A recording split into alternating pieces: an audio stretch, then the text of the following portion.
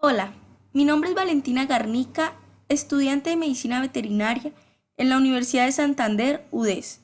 Curso la materia de Parasitología Veterinaria 1 y en este video les voy a hablar del género de parásitos Paraphystomium. Primero hablaré de su taxonomía.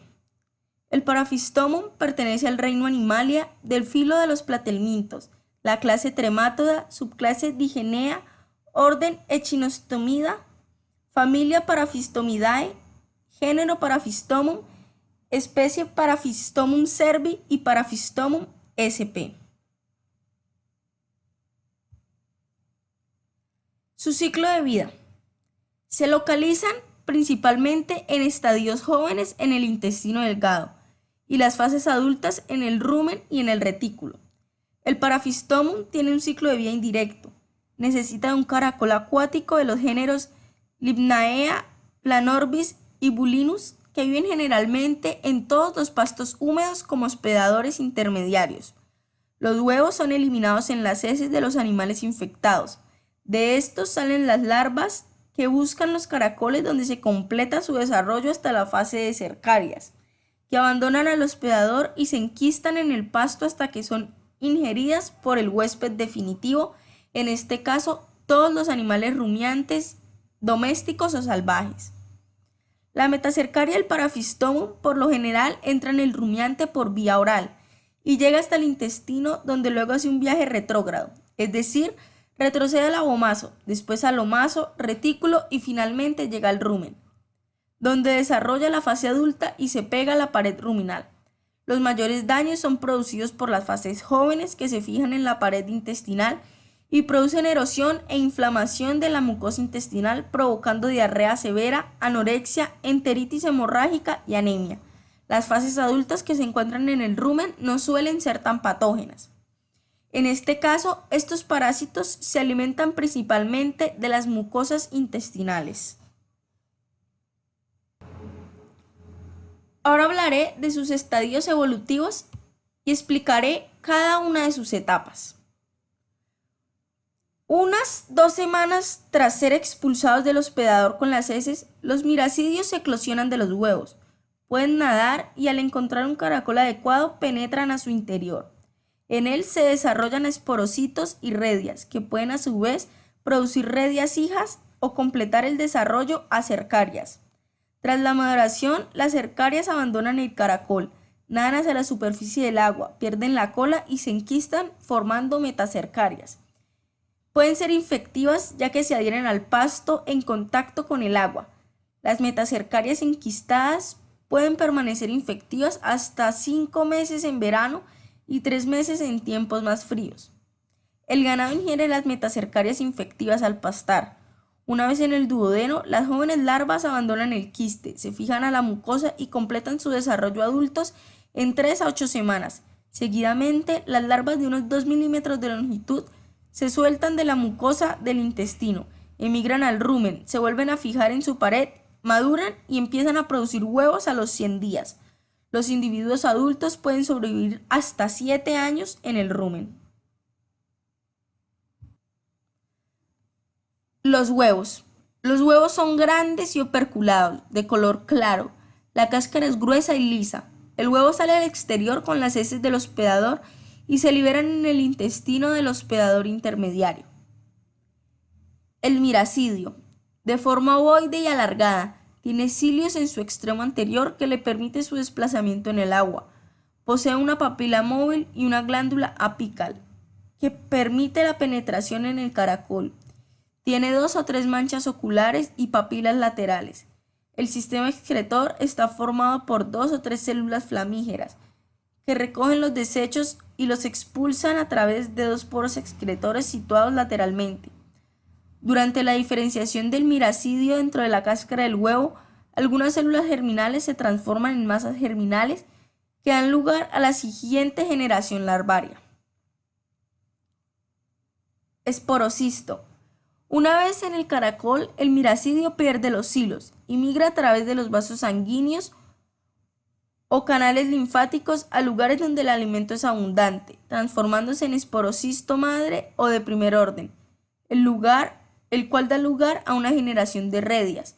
Los esporocistos hijos desarrollan en su interior la cercaria. Los esporocistos no poseen aparato digestivo, nervioso o reproductor, aunque existen células flamígeras. En el centro del esporocito hay una cámara de incubación, donde se encuentran las masas germinales que darán lugar a la siguiente generación larvaria. La redia. Esta fase larvaria se forma de las masas germinales que se encuentran en el interior de la cámara de incubación de los esporocistos.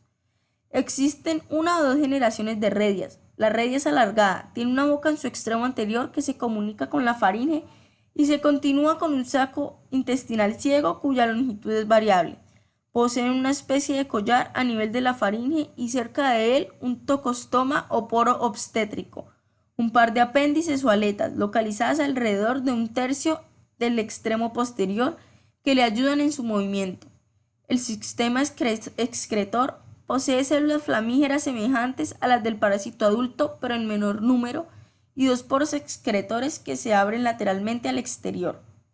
Las redias pueden alimentarse de los tejidos del molusco hospedador, tomando hemolinfa y tejidos, especialmente las células glandulares digestivas, por lo que disponen de hidratos de carbono y proteínas. La cercaria se desarrolla en la cámara de incubación de las redias, posee ventosas, ciegos intestinales, aparato excretor, sistema nervioso y primodio genital, cola, estilite, glándulas de penetración y glándulas cistógenas. Las cercarias abandonan los caracoles en condiciones adecuadas durante las horas de mayor intensidad solar. Nadan cerca de la superficie del agua para fijarse a las plantas. La metacercaria. La cercaria pierde la cola y se enquista en el medio externo transformándose en metacercaria, que es una réplica juvenil del adulto. Las gónadas no son funcionales. Los hospedadores definitivos se infectan cuando ingieren metacercarias maduras que están enquistadas en las plantas. Para el Paraphystomium adulto, de forma concoide, son gruesos y circulares en sección transversa. La ventosa central está localizada cerca del extremo posterior y puede estar muy desarrollada. No hay laringe, pero sí hay faringe. El seno intestinal es simple. La cutícula no tiene espinas. El poro genital se abre en la cara ventral sobre la línea media del tercio anterior. Los testículos son lobulados anteriores a los pequeños ovarios.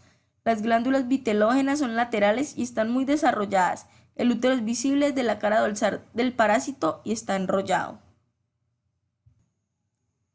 A continuación, hablaré acerca de los animales que puede parasitar el Paraphystomium. El Paraphystomium es un género de gusanos planos, tremátodos, comúnmente conocidos como duelas, que infectan al ganado bovino, ovino y caprino, y a todo tipo de rumiantes domésticos y salvajes en todo el mundo. Lo mismo se aplica a otros géneros de la misma familia. En regiones húmedas endémicas puede ser muy frecuente y afectar hasta el 80% de un hato. En regiones tropicales y subtropicales pueden ser más frecuentes especies de los otros géneros mencionados. La enfermedad causada por las infecciones con este tremátodo se conoce como paraphystomiasis. Este parásito no afecta a perros, gatos o aves domésticas. Su epidemiología. El Paraphystomium tiene prevalencia al estar distribuidos en todo el mundo y se consideran como parásitos importantes de un número de especies rumiantes, especialmente en zonas tropicales y subtropicales. La distribución geográfica, la estacionalidad, el riesgo de la enfermedad están determinados por la ocurrencia de los hospedadores intermediarios de moluscos. La infección de Paraphystomium requiere una temperatura favorable, humedad y la presencia de un huésped intermediario. La paraphystomosis se ha descrito en las tierras bajas y fácilmente inundadas, áreas de cultivo de arroz y pastos de césped natural con agua lenta, zonas de lagos y pantanos. Los caracoles se reproducen durante los meses cálidos y lluviosos cuando su número aumenta y se vuelven vulnerables a la infección con miracidios de Paraphystomium.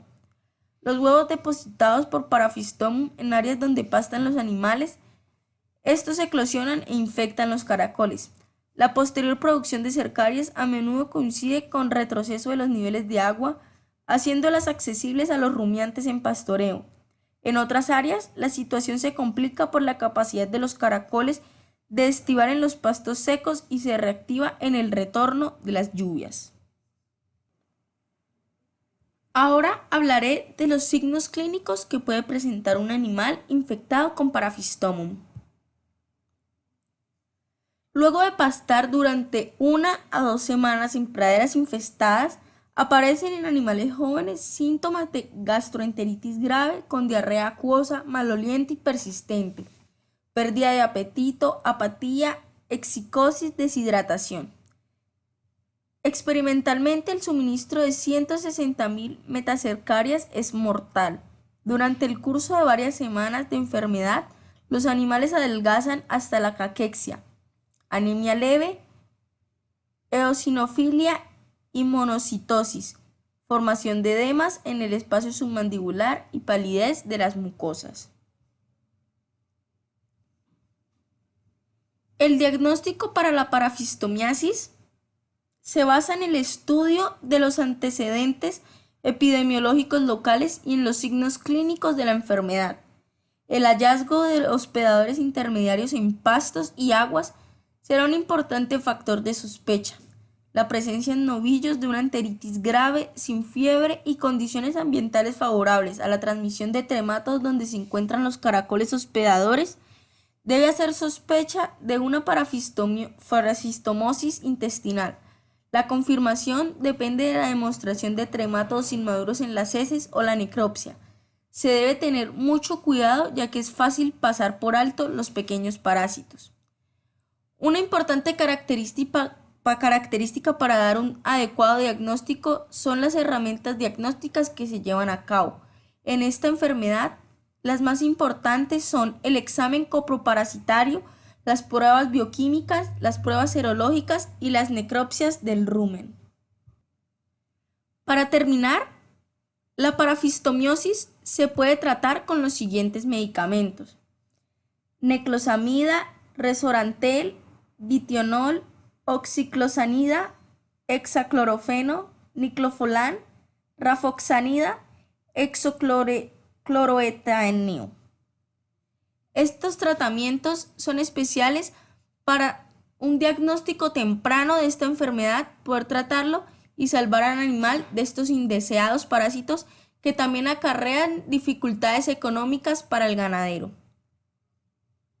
Con esto doy por terminada mi presentación del parásito Parasitoma. Estas son las fuentes de las que saqué mi información. Muchas gracias por su atención.